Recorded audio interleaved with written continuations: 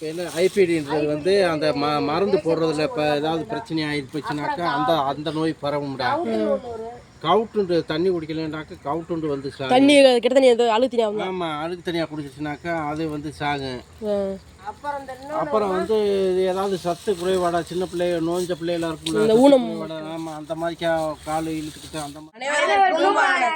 நாங்கள் government high school இங்கே வழியில் படிக்கிறேன். என்னுடைய பேர் எம் அருண். நான் 8th ஸ்டாண்டர்ட் படிக்கிறேன். என்னுடைய பேர் நிதிஷ்குமார். 9th ஸ்டாண்டர்ட் படிக்கிறேன். என்னோட பேர் இந்திரா. நான் 9th ஸ்டாண்டர்ட் படிக்கிறேன். என்னோட ப்ராஜெக்டோட தலைப்பு என்னென்னா கோழிப்பண்ணையில் ஒரு சிசிடிவி. இது எப்படின்னா ஒரு கோழிக்கு ஒரு நோய் வந்துருச்சுன்னா அதை நம்ம பார்க்கறதுக்குள்ள பல கோழிகளுக்கு பரவிடும். இந்த ப்ராஜெக்ட் இருந்துச்சுன்னா இப்போ ஒரு கோழிகளுக்கு ஒரு நோய் வந்துருச்சுன்னா அது நமக்கு உடனே செல்லு நமக்கு நோட்டிஃபிகேஷனாக வந்துடும். இதை நாங்கள் ஏஐ யூஸ் பண்ணி செஞ்சுருக்கோம்.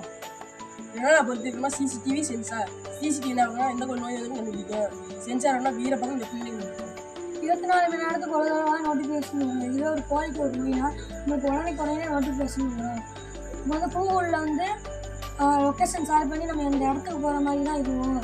இது வந்து சென்சார் இருக்கும். அந்த சென்சார் வந்து ஒரு கோழிக்கு ஒரு நோய்னா உடனே நம்மளுக்கு லொக்கேஷன் அனுப்பிச்சு நம்ம இந்த கோழி இந்த மாதிரி நோயில் இருக்குது அப்படின்னு சொல்லி அந்த கோழியை நம்ம தனிமைப்படுத்தி அந்த கோழிக்கு என்ன நோய் இருக்குன்னு கண்டுபிடிச்சி அந்த கோழியை நோயை வச்சு தவிர்த்திடலாம். இதே உதாரணத்துக்கு காற்றுன்ற நோயை வச்சுக்கலாம். இப்போ அந்த காற்றுன்ற நோய் வந்து தண்ணி குடிக்காமல் இருந்தாலோ அழுக்கு தண்ணியை குடித்தாலும் அந்த காற்றுன்ற நோய் வரும்.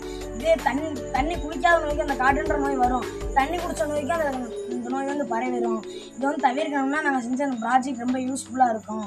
இந்த ப்ராஜெக்ட் யூஸ் பண்ணோம்னா நமக்கு பிஸ்னஸ் லாஸ் ஆகாது. நன்றி. Thank you. Game over.